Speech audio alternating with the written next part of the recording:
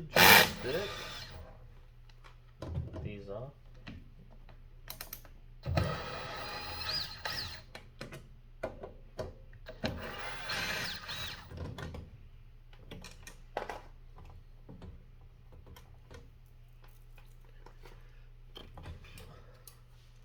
Alright, well, I started it. Alright, so now that we have this part here, this little button here, you're going to push this cap down. See how it goes like that? And then rotate it. And then out it comes. So when you're ready to put it back, make sure everything's lined up. You get it right back in there, push it in, and turn.